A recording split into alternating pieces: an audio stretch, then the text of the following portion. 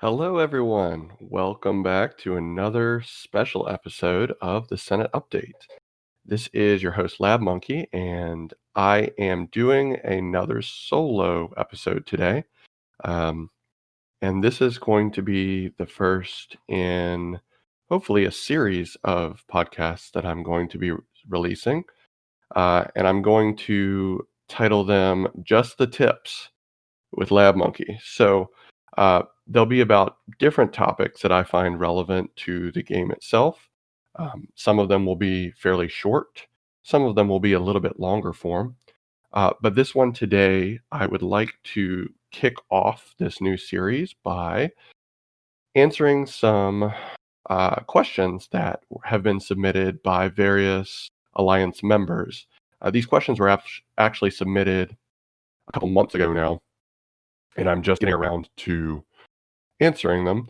But almost all of them are still very relevant today, and there's a few that are a little bit funny, and there's some troll questions in there as well. So I will answer everything to the best of my ability, and I hope you find this entertaining. So, without further ado, let us begin. So, Zoro25 from Forest of Endor asks, "So when's the next episode coming out?" Well, right now. There you go. Um, and then he asks a follow-up question.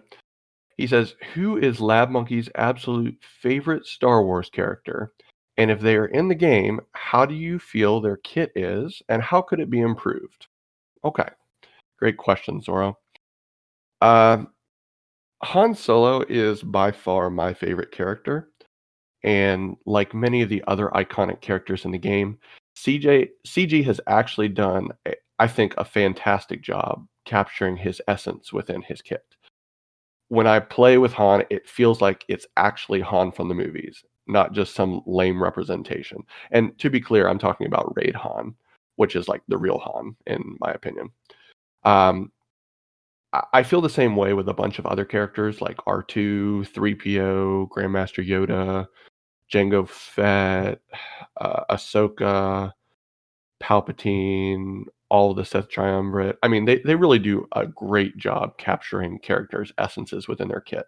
But Han Solo, hands down, my favorite, and I really don't think his kit can be improved. I mean, he's just like gunning people down without giving two craps, you know?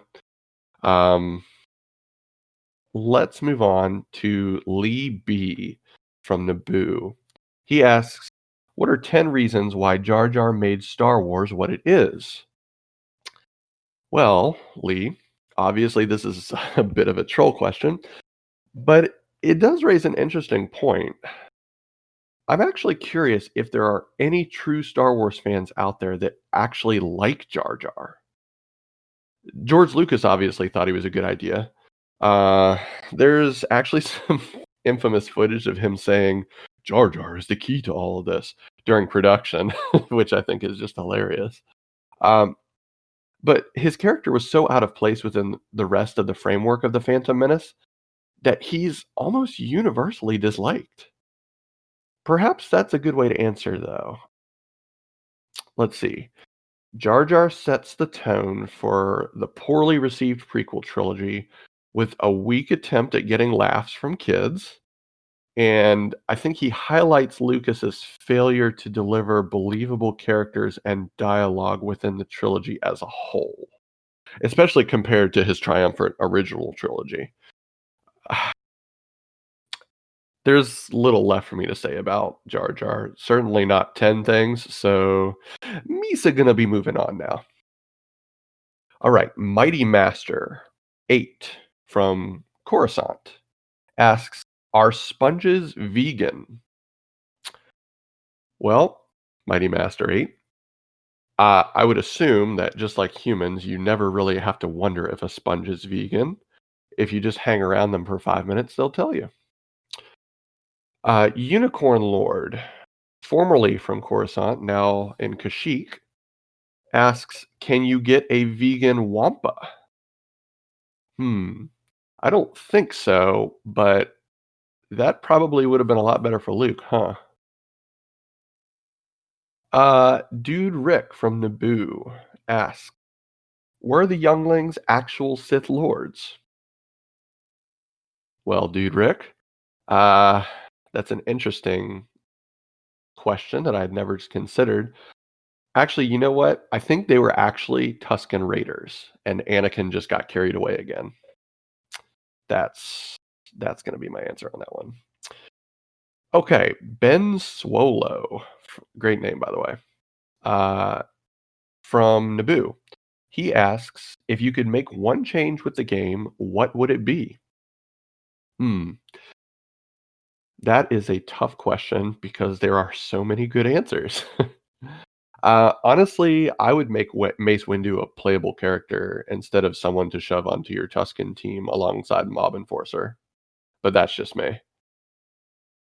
Truly, the fact that his character is such a bag of garbage is maybe the biggest travesty in the sea of travesties for Star Wars Galaxy of Heroes. Moving on.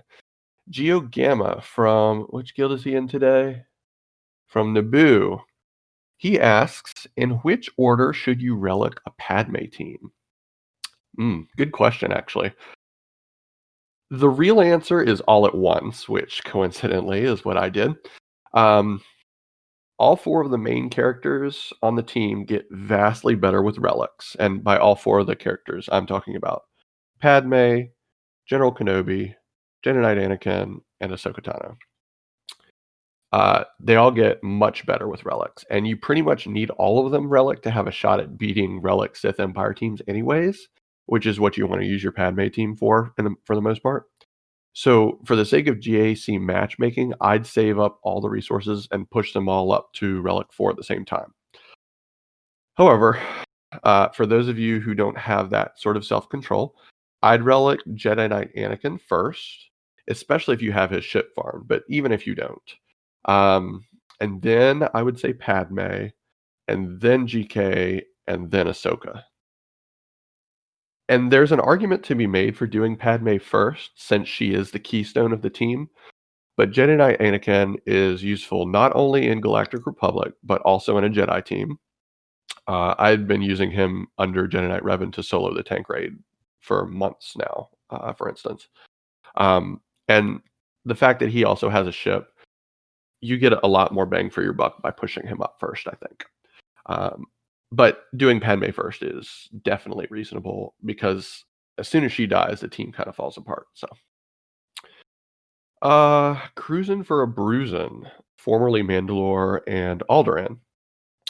He asks, what is the biggest quality of life update you would want to see? Personally, when I click on a mod in the store, I want to see who all has that mod type and location. Cruisin, that's a great question and also a great suggestion.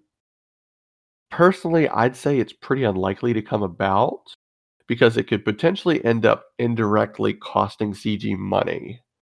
The reason I say that is you'd probably be less likely to buy a mod with potential if you already see that you have a good one with the key stats. I know I mean, good players aren't going to do that, but that's going to be a psychological thing that people will have to get over, and not everybody will get over it. So I could see it costing CG money by people not, investing in those resources versus other things. So um, I I probably wouldn't see that happening, but who knows? I've been surprised before. Personally, for me though, the biggest quality of life update I can think of off the top of my head would be for them to allow us to sim the heroic tank raid. The gear that comes out of that thing is garbage 95% of the time anyways, so just give everybody the same rewards so that we can all save our 15 to 30 minutes of time every 3 days. Please and thank you. All right, Calder Freeman from Scarif asks, "What character or ship has made the biggest difference in your game, and what areas did it help the most?" That is a great question. Thank you, Calder.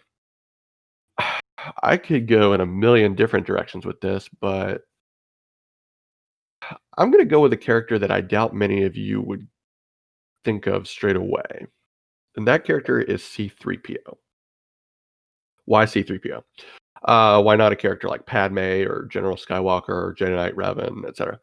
Well, All three of those would be fantastic answers, especially because at various points in time, they were my squad arena leaders, and two of them allowed me to get number one payout for months on end. General Skywalker actually still does for me. However, Star Wars Galaxy of Heroes has a lot of different ways to acquire resources to boost your account. And while crystals are certainly the most important resource, they're not the only resource. In fact, I would say that raids, both the gear and the guild currency, are a close second in terms of importance behind crystals.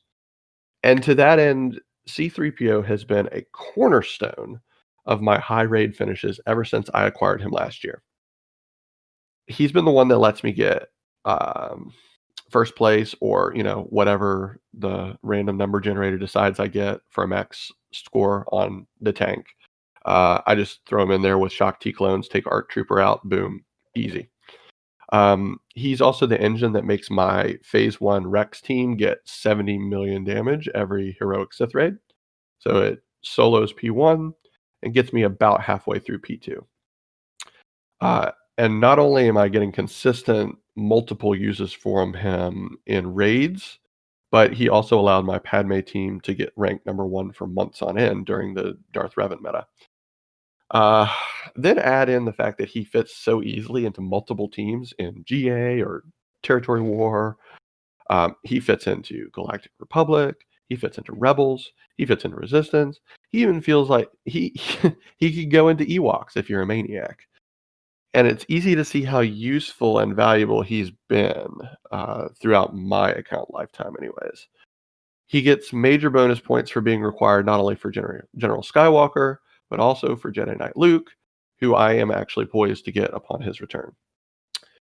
Uh, honorable mention to this question would be Bosk, I think, as his ship allowed me to take first place in fleet early on in my account's lifetime, and that provided the springboard for the success I've found up to this point. Uh, Bosk's leadership is also fantastic for PvE play and has given me an incalculable amount of value throughout the various stages of the game. I mean, he gets 60 banners in offense in GAC almost every time because of that protection and health recovery. So, yeah, C3PO, Bosk would be my two answers to that question. All right. W4Q26 from Ryloth asks, what 5 versions of Jar Jar should they add to make a full team? I wasn't aware that there could be 5 different versions of Jar Jar, but let's take a shot at it. Let's see. Number 1 would obviously be like vanilla Jar Jar Binks. 2 would be just stepped in crap Jar Jar. 3 would be numb tongue Jar Jar. 4, destroying Watto's junk dealership Jar Jar. And 5 would be I just helped Palpatine create the Galactic Empire Jar Jar. Those are my final answers. And CG, you can send me my check in the mail, whatever. Let's see. Cruisin for a Bruisin asks his second question. What is your favorite plug and play character? Ooh. Um, so the general consensus on this question is probably Thrawn.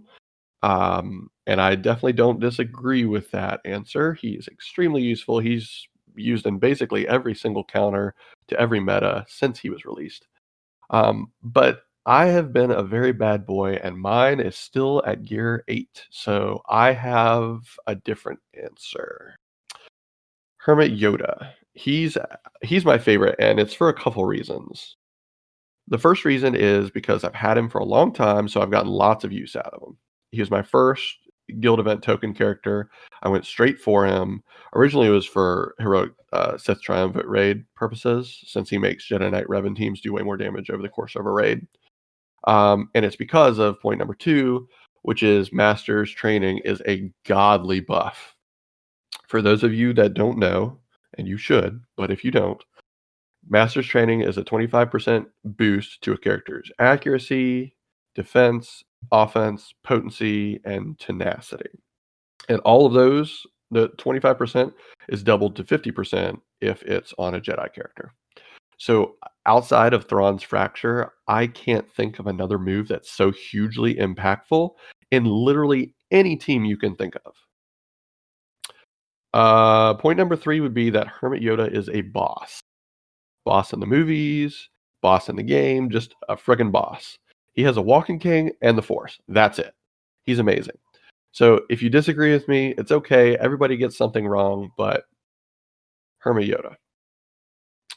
Um, Cruisin also asks, what's a sleeper character you see becoming meta or close to it by the end of 2020? Hmm. Well, so here's the thing. I highly doubt that we will see any more sleeper metas like we did with Padme.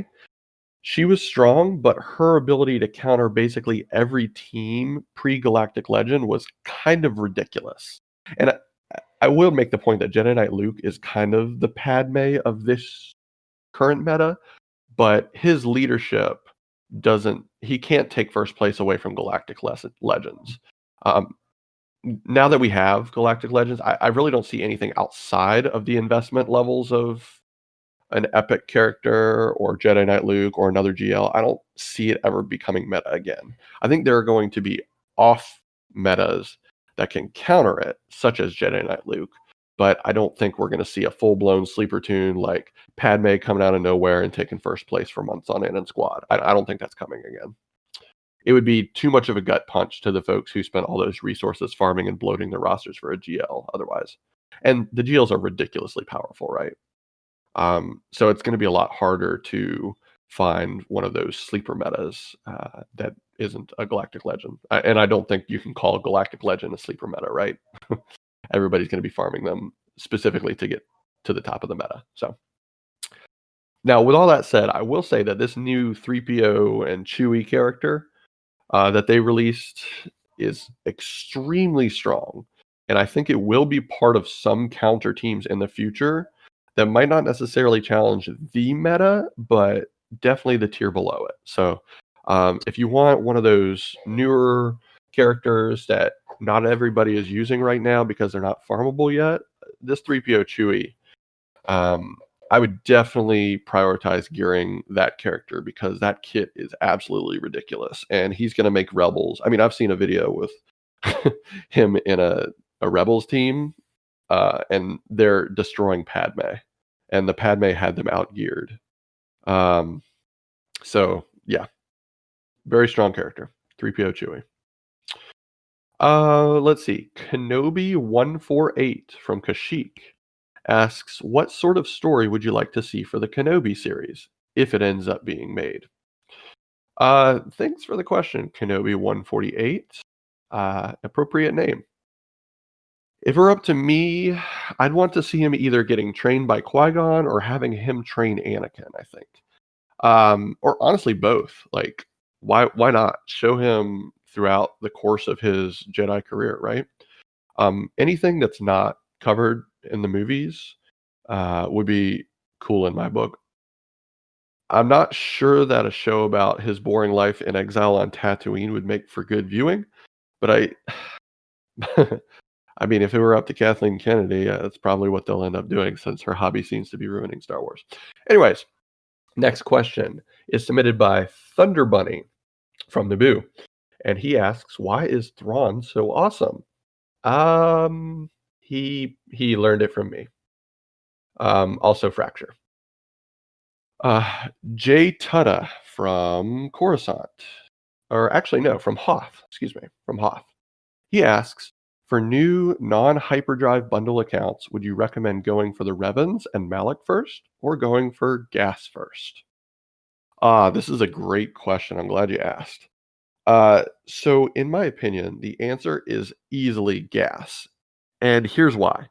Non-hyperdrive bundle accounts are another way to say free to play, basically, right? Because if you're not going to spend any money on this game, or no, if you're going to spend money on this game, it should be on the hyperdrive bundle. Uh, you get insane value for that compared to literally any other purchase you can make. So if you're going to spend it on the hyperdrive. For free to play people, you must make efficient use of the limited resources you'll have at your disposal, especially early on when you're just trying to get a foothold in the arenas. So To that end, if you look at the requirements and the farming paths you'll have to take, both of the Revens are essentially a dead end. And plus, they have no fleet components to them outside of Sith Marauder, I think, but he's not really relevant in fleet anyways, at least not yet. So if you go for a Revan first, either light or dark, doesn't matter. Not only are you capping your squad arena power at a certain level, but you're also not double dipping on anything for your fleet arena. Now, General Anakin Skywalker, on the other hand, he comes straight after Padme since you need her to get him. In fact, he forces you to farm two of the most efficient A tier teams in the game, Sept Droids and Galactic Republic. Is he alarm farm? Sure. You can get a Revan long before you can get General Skywalker, assuming equal time and resources spent. But along the way to General Skywalker, you're going to pick up an amazing fleet. You can do either Galactic Republic or Separatist fleet to great success. C-3PO, who is an amazing character, as I noted previously. Shakti, she's a necessary component of the Camshard squad, and she is truly a Swiss Army knife that can slot into either Galactic Republic teams. She leads a clone team. She can be a support on a Jedi team. Doesn't really matter. She's amazing in all of them. You're always going to find a use for her. Not to mention the fact that you don't even need clones to make General Skywalker a great addition to your roster. You can just slot him under Padme, and he makes taking out those Relic 7 Malaks a walk in the park. That's what I did for several months before I could get my clones startup. I just slotted him right under the Padme team and chucked away.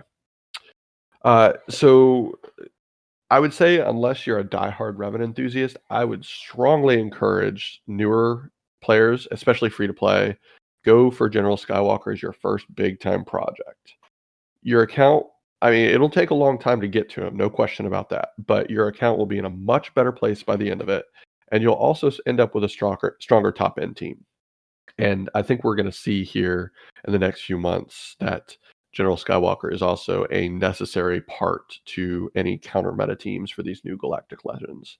He's already great against the two current Galactic Legends that we have, and I think going forward he'll continue to be a part of counter teams under Jedi Knight Revan with Jedi Knight Luke by his side. So get General Skywalker, and then you can decide whether you want to go back for Revans or if you want to go for a Galactic Legend. That would be my advice. All right. Sky Saber from Naboo asks, what do you think is the biggest problem with resurrecting the Emperor and Rise of Skywalker? And do you think Rey taking on the Skywalker name was awesome or awful? Oh, okay. All right. I'm going to have some self-discipline on this because I could literally talk for hours about it. There are a lot of problems with the resurrection of Palpy in Episode 9 from my perspective. So it's really hard for me to boil it down to the biggest one, since a lot of the reasons are actually interconnected. But I'm going to go ahead and give it a stab anyways. Actually, I'm going to give you two reasons. I think these can pretty much cover what I'm thinking for the most part. So Palp's resurrection does two things in my mind. Number one, it cheapens the ending of the original trilogy significantly. And I'm going to talk about this second because this boils my blood. I need time to ramp up to it. The second thing that it does is it gives the viewers of the sequel trilogy whiplash. So let me talk about that first. And to talk about the sequel trilogy, I'm going to compare it to the original trilogy. I know it's not fair, but it's what we have. So the original trilogy was successful for many reasons. But one of the bigger, more obvious ones, in my mind, is the fact that the movies kept things in a very logical, well-defined structure and gave the viewers more information about the villains in a slow and steady fashion. So, like, when we start out, we know absolutely nothing. And by the end, we know that Vader is Luke's father, spoiler alert, and Palpatine has turned into the dark side, and he's the uber powerful dark side force user that keeps even the powerful Darth Vader in check. Each movie builds on our knowledge little by little. So by the end, we can properly understand and fear the motivations for these antagonists. Not all the information is rushed out there for us to grapple with. We have to allow ourselves and allow our knowledge of the enemies to develop along with our knowledge of both the universe and the story that's being told. So, with that in mind, let's think back to the sequel trilogy. We're set up in the first 1.5 movies to view Kylo as the Vader type character and Snoke as the Palpatine character, fairly obviously bringing us to an epic showdown with Snoke sometime in the late stages of the third movie. Okay? We just see a few snippets of Snoke in The Force Awakens, and it invokes all sorts of questions about who he is, where he came from, what exactly are his motivations, etc. But then Ryan Johnson decided that he wanted to be cool and subvert expectations throughout his middle film. By the way, just as a side note, I think subverted expectations in movies are great, but they have to be done right. And most of all, they have to make logical sense within the universe of the story that's being told. Okay. So what ends up happening is, I mean, you've probably seen the movies. Instead of building up Snoke in the second movie to bring all the action to a head in the third, just like the original trilogy does, I guess Ryan Johnson decides that he doesn't like Snoke or whatever, and that he should just die instead. So in doing so, he leaves only one antagonist who's powerful enough to provide conflict in the third movie, Kylo Ren. Okay, so this can still work, especially if we get back to fearing Kylo's power and hatred in a way that is absolutely integral to the antagonist in a Star Wars film. However, here's the problem. It's really, really hard to redeem a character like that. Excuse me. Do you think Palpatine could have been redeemed at the end of Return of the Jedi? I don't. And Kylo would have had to take on the evil qualities that made Palpatine feel irredeemable in order to satisfy the proper amount of conflict in the third film on his own. And it's very obvious that Disney didn't want Kylo to stay the villain. They wanted him to be redeemed by Rey. So therefore, they had to create another evil antagonist that could provide the proper amount of conflict to write the story in a good guys are outnumbered and outgunned, but they somehow find a way to win anyways because good should always triumph over evil sort of way. All right, so that's a very long-winded way of saying that Disney needed an already established evil character to fit their other laundry list of needs for episode 9, and Palpatine was basically the only bullet in the chamber. The reason it felt lackluster to a majority of the fans is because it was lackluster. There was no time to develop a good evil character in the good as in a properly evil character in the minimal time that was left to finish the story. So they slapped old Palpy in there and gave no good explanations as to why or how he'd come back. Yay. Okay, so let's get back to my first point, which is what really irritates me. The cheapening of the original trilogy. So the entire story arc of the original trilogy is based on Luke going through the hero's journey, culminating in the victory of good over evil in the end. The return of Palpatine really cheapens that victory and makes Anakin's final sacrifice, which was throwing Palpy into the abyss while getting his life support systems destroyed in the process, it made it feel much less powerful. And if you don't believe me, go back and watch Return of the Jedi right now. I did it, and I literally thought to myself, "Man, this is dumb. Palpy just comes back anyways." Uh, Maybe that doesn't bother you, but it definitely bothers me.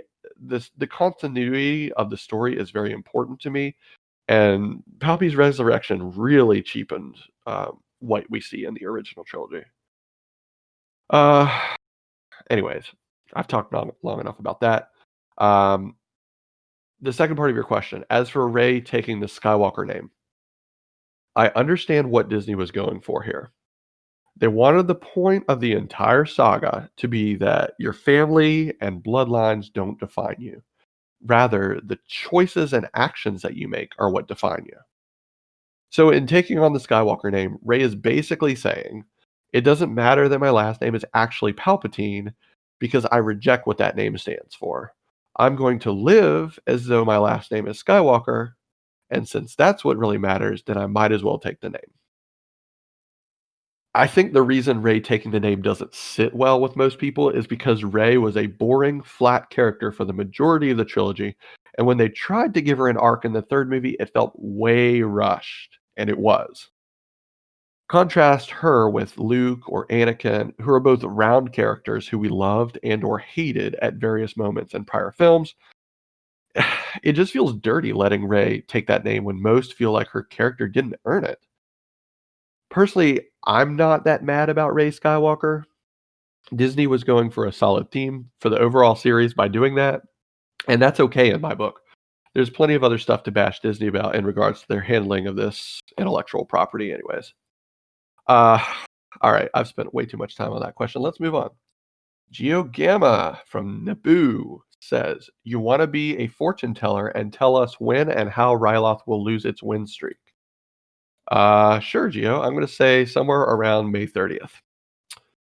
Uh, Thunder Bunny from Naboo asks, "How much wood could a woodchuck chuck if a woodchuck had a lightsaber?" Um, Honestly, if a woodchuck had a lightsaber, he'd probably be Woodchuck Norris and would kill us all for having invoked his name so flippantly. GeoGamma asks, "Will Camino ever get back to 50 members?" Yeah, just clone a few people and you'll be there. Brax Nightfighter from Mustafar asks, "What is the time frame for Geo to make his rounds in all 13 guilds?" So, Brax, I've made the joke before that GeoGamma is the herpes of the Senate Alliance, so I guess the answer is whenever Naboo starts feeling promiscuous. Speaking of Geo asks, "Will the Security Council ever reveal the identity of Cool Boy 123?" Uh, just think of the absolute coolest guy in the Alliance that you can think of, and then scratch that because Cool Boy 123 is not me. Darth Raider, who is an officer in Scarif, asks, "Assuming 3 crystal refreshes a day, how do you balance farming gear, characters, and mods?" Related to that question, at what point do you leave a faction staged at a certain point before moving on to the next one? Obviously, that's dependent on what the faction is needed for, Phoenix and Ewoks, for as an example. But for early game players trying to decide whether to have several balanced squads or one really strong squad can be difficult to decide. Thanks for the question, Darth Raider. I think it's an awesome one. Uh, and first off, philosophically, it's important to understand that if you are playing this game and progressing your account as efficiently and as quickly as possible is your goal, then it's imperative that you do everything in your power to get your crystal income as high as possible. I know that seems like a very self evident statement, but it never ceases to amaze me how some people will post about how cool and awesome their Relic 7 Aura Sing is, for example, and then turn around in the next breath and complain about how all these damn GLs that keep popping up are keeping their Padme team in the rank 200s.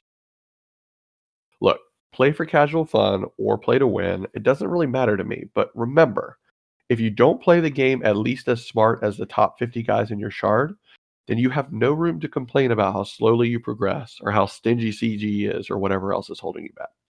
Okay, so why did I go off on that rant tangent? It's because there are too many great uses for crystals in this game to not get the absolute maximum number of them that is possible for your account, both presently and in the future.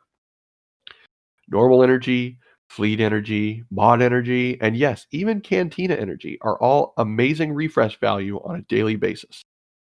If you do all 4 of those energies for the lowest tier refreshes, it will cost you 750 crystals per day. That should be your minimum goal to strive for. 750 crystals per day income on average. Anything less than that, and then you have to start making some hard choices, which is basically what Darth Raider's question is asking. All right, so now that I've gotten that out of the way, let's directly answer the question. How to balance farming gear, characters, and mods? The answer is it depends. Specifically, it depends on where you are in the game. If you're very early and still working up your first team, then I highly, highly, highly recommend farming whatever it takes to make your fleet take top 10 rewards. This is how all the free to play players do it now. This is how I did it, and this is how you should do it too. Most people get caught up in the shiny Revan craze or the gas craze or whatever early on in Squad Arena. But unless you are a very heavy early spender, you will not keep up. In Fleet, you don't have to worry about mods. You don't have to worry about Galactic Legends. And you don't have to worry about 20,000 other people competing with you for the top spots. There are only 2,000 in Fleet shards. So put your fun arena teams on the back burner at first and focus up your Empire or whatever other characters you need to make your fleet get you loads of crystals on the daily. As soon as you've done that, and you feel that your fleet is strong enough to hold steady in the top of your shard for the next few months, then and only then is it time to start using your crystals on your squad team and your mods. When you start out, you probably won't be doing any mod energy refreshes, but your ultimate goal should absolutely be a minimum of 3 mod refreshes daily. Now, you've probably noticed that up to this point, I haven't said a word about how to balance gear and character shards. This once again depends on both your own playstyle as well as your place within the game. Personally, I'm very liberal with my shard farming, and I probably didn't farm enough gear in the first year of my account. I do like collecting the characters, even if I'm not gearing them, because I recognize that farming characters without refreshes takes like 6 months on hard nodes. So I try to stay ahead of the curve on that. Currently, I'm much more balanced in my farming, but that's mostly because I have all of the great hard node and Cantina characters already farmed up. Anyways, here's my advice that I've been dancing around for the last couple of minutes. Put your list of necessities in a hierarchy and farm according to their importance. Like I said earlier, number 1 is fleet payout team. Once you've achieved top 10 rewards and your fleet payout consistently, number 2 is your squad payout team, which you will build using the crystals you're earning from fleet. Once you're at the top of both of those payouts, and it's going to take a long time, trust me, especially the squad. Fleet shouldn't take that long, but squad will take a while. Once you're at the top, it's time to incorporate both of those mod refreshes into your daily routine. So do the mod refreshes. You can do up to 3 of them. It's great value. That's what I do personally. Mods are going to be what differentiate your account going forward because everybody's going to end up having the same characters, at least at the top. So you really want to get those mods. That's what's going to separate you. Uh, Then and only then, once you have completed your fleet and your squad and you're getting top payouts at both, that's when it's time to start branching out to territory battle, raid, territory war, or Grand Arena Challenge Championship, whatever other teams you want to do. And these are going to be what you're using all of those energy refreshes that you're earning crystals for from the arena payouts. That's how you're going to get those teams.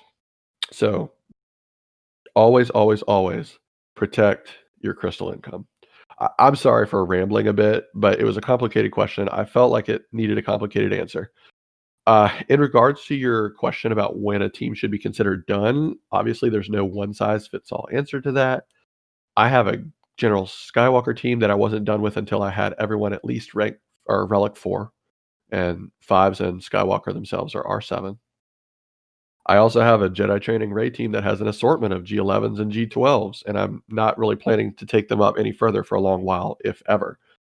So the main thing is know what minimums you have to hit to make your team useful in the area that you need them, and then stop and move on to the next team. So if they're your squad arena team, you're going to have to relic everyone. If they're your C tier Grand Arena team, like JTR is for me currently, G11 and G12 is probably fine. All right. So, next question. Brax Night Fighter. He asks, okay, serious question. Which characters currently in the game should have different faction tags and why or how would you use them? Oh, geez. Uh, I have no idea. I know Visas Mar has no faction tag, and she'd be nice to add to an Old Republic team that basically gets manhandled by pretty much any and every C tier team.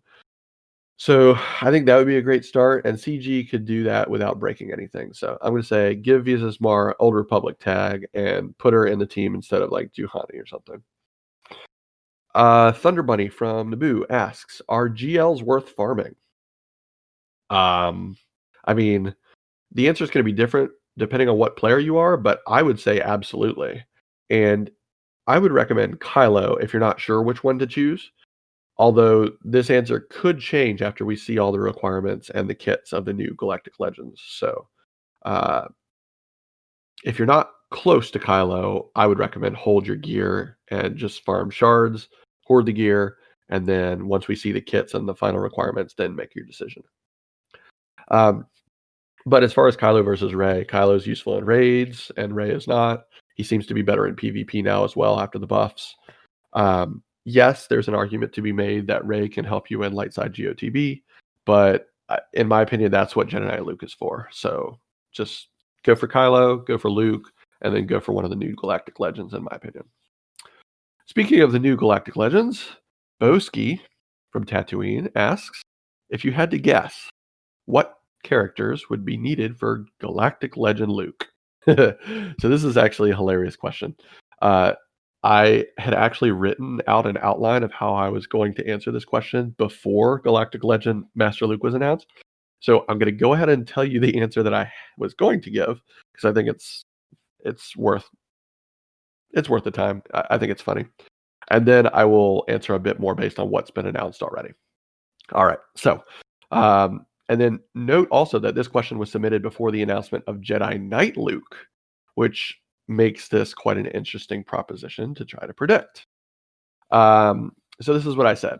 There's no doubt in my mind that GL Luke is coming at some point down the line. The only question is when, and how many characters will be required that aren't even in the game yet. Well, seems like we've answered those now. If I had to guess, I'd say Gamorrean Guard, Mob Enforcer, and Tusken Shaman will all be required at G17, in addition to Farm Boy Luke, Commander Luke Skywalker, Jedi Knight Luke, Princess Leia, Endor Leia, Galactic Legend Mary Poppins Leia, Galactic Legend I didn't want to do another movie, but they offered me too much money to refuse, Han Solo, and whatever marquee characters they decide to release that may or may not have tenuous tie-ins to Luke.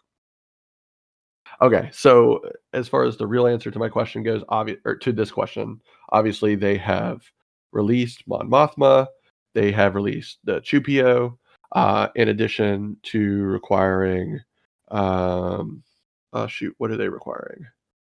Uh, oh yeah, Ray, Jedi Training Ray at Relic 7, um, and they're requiring, shoot, what else are they requiring?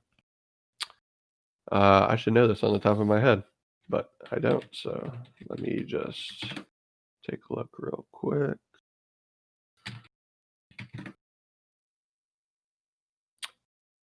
All right.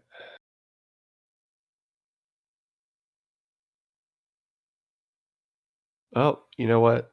This is too much dead air time, and I'm not finding it right away. So I'm just going to leave it at Mon Mothma, 2PO, and Jedi Training Ray. I know there are two more requirements that I can't remember off of the top of my head. Um, But anyways, I think it will be very interesting to see what they end up requiring. They obviously are going to require some stuff that nobody or very few people have farmed up. Um, oh yes, Old Ben, that's right.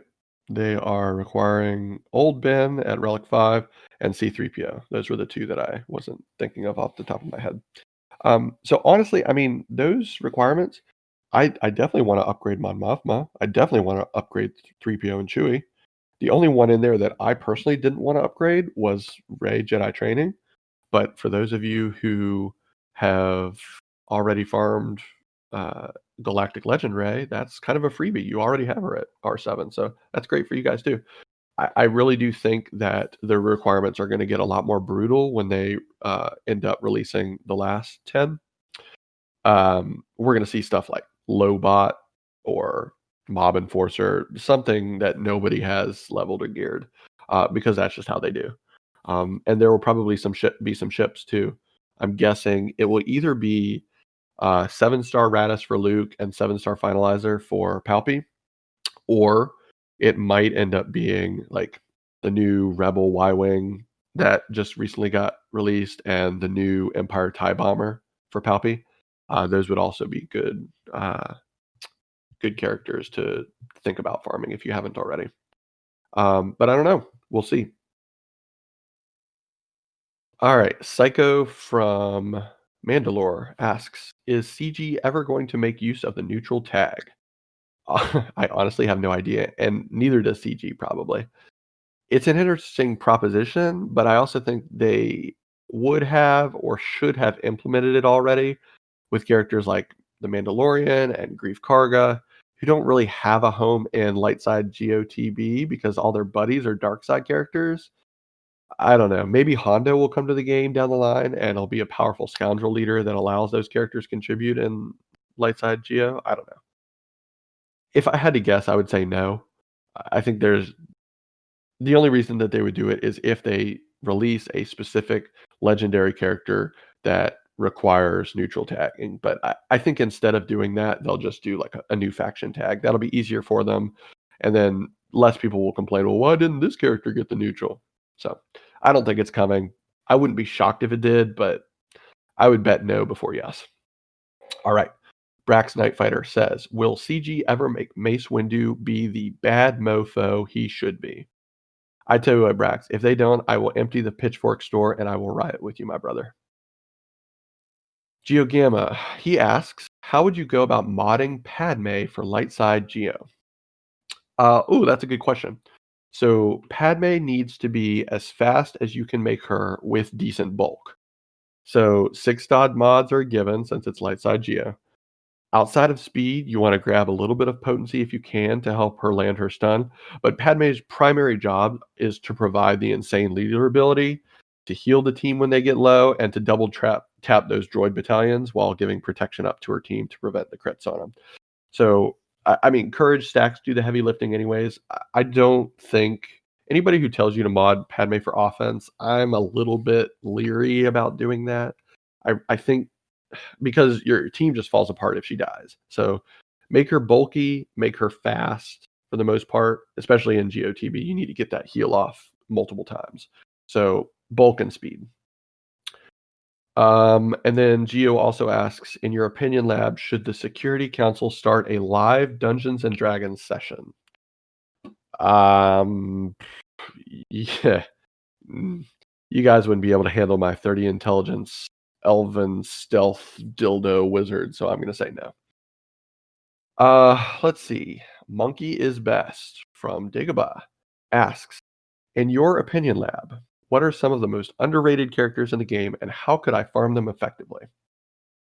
Ooh, good question. Let's see. Newt Gunray, Boss, and Night Sister Spirit. Those are my top picks. Newt is an actual madman. His kit is absurdly powerful both as a leader and as a sub in a GG team. He's needed in a special mission in Darkside Geo, if I recall correctly. He's also stupidly easy to farm from Squad Arena Store. Honestly, I'd say as long as you have a few Separatists geared up or are currently gearing up Separatists, he is a no-brainer. Farm him from the Squad Store and gear him up. He is very, very good in PvP. Highly annoying. Bosk is rated highly by most players, I think, but the sheer value that he offers still makes him underrated, in my opinion. I've already talked a little bit about how good he is. He gets 60 banners on offense every GA. He pilots the single most irritating and plug and play tank in all of Fleet. And even when you don't use his leadership, he's still a necessity on any bounty hunter team due to the fact that he's the only true tank in the faction. He is a pain in the butt to farm from his hard node, but you just got to suck it up and do it because you need to. Like everybody needs to farm Bosk. He's that good. Night Sister Spirit, she's not plug and play, but she transforms a decent Night Sisters team into a scary AF Night Sister team when you add her in place of someone like Talia or Acolyte or whoever your fifth is. At high relics with good mods, she can actually one-shot an enemy character on the very first move of the match with her special ability. The other thing is she doesn't have a Zeta, and she only has 3 total abilities, like 2 usable abilities and a unique. So she's very, very GP efficient. She is the lowest GP of all of my relic characters. So if you have or are planning to have a good Night Sister team, you should absolutely farm and gear her. Her Cantina node gives Plo ship as a bonus. You can also get her shards from the Dathomir event that comes around every couple months. Um, there are others that I'm sure, but those are the top 3 off of the top of my head, that I would say are underrated. You can't really go wrong farming any of them and gearing any of them. They're great. All right, Thunder Bunny from Naboo asks, "What's the best mobile game out there, and what's the second best?" Um, well, I don't play a lot of mobile games. Well, depends on what you call a lot. I've got like 4 of them on my phone, so I'll just tell you what they are. I play Star Wars Galaxy of Heroes, obviously. I play Puzzle and Dragons. I play Pokemon Go, and I play Legends of Runeterra. All of these are very fun in their own ways. Go check them out if you haven't. I highly enjoy them. Psycho from Mandalore asks, "What is the meaning of life?" Easy. To search and find and fulfill your purpose for being here, of course. Uh, Zoro from Forest of Endor. Which team do you think has the kit you find the most fun to play and why? Even if they aren't a top-notch team. So I'll take this time to reiterate the fact that I think CG has been excellent at making character kits feel like you are actually playing their actual movie characters. I love playing any team with Raid Han. Um, Let me just go through other characters off the top of my head. Nihilus eats people, check. Geonosians are bad by themselves, but really scary in a swarm, check. Gigi uses his droid underlings to fuel his own power and shield himself from dying, check. Darth Vader, after his remake, destroys entire teams with his terrifying force powers, check. Yoda can either be super support or agile one-man wrecking crew, check. Uh, so with all that said, I do have to say my absolute favorite team kit is Padme's Galactic Republic. Reasons: it's unique, it's strong but not OP, it requires a lot of finesse on offense to get the most out of it, and it's also the team that allowed me to start taking first place in Squad Arena, so I'll probably always have a soft spot for it in my heart. So yeah, Padme's Galactic Republic. Clement, may he rest in peace, from Scarif, says, "Do you think the reason Jar Jar Binks isn't in the game is because he would be too OP?" Oh, good, another Jar Jar question. I think the reason Jar Jar isn't in the game yet is because CG either hasn't come up with a kit that would make his character feel authentic without being straight up awful, or because they have him planned for another team down the road that they haven't released the pieces for yet. Those are the 2 options, I think. I mean, let's face it, it's really hard to think of a kit design for him that isn't either stupidly broken or stupidly underpowered. So when I think about it, that's probably the reason. Uh, Mangry Gamer from Force of Endor and Tatooine asks, "What's the best angle for a dick pic?" Great question, Mangry. My specific tailored advice for you is this. Most microscopes only have a set angle that's perpendicular to the optical device, so all you gotta do is make sure you get the thing in focus. GeoGamma asks, "How long before we get feet pics from Steel Wheels?" Hopefully never. I'm imagining that man's feet look like Frodo's, and I really don't need that in my life. Sentinel from Ryloth asks, question, name 20 characters that should be added to the game and why they should be added and their abilities. First of all, no you. Ain't nobody got time for that. Second of all, I want Darth Bane and Darth Santa. Psycho from Mandalore. Ooh, what 20 characters should be removed from the game? All right, I'm not doing 20 characters, guys, but right off the top of my head, if I could delete Malik from the game, I would do it in a heartbeat.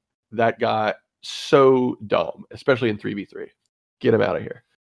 All right. Psycho asks a more pressing question. What does BB-8 mean? Um, I think I read somewhere once that J.J. Abrams thought it was cool because it was like an onomatopoeia or whatever.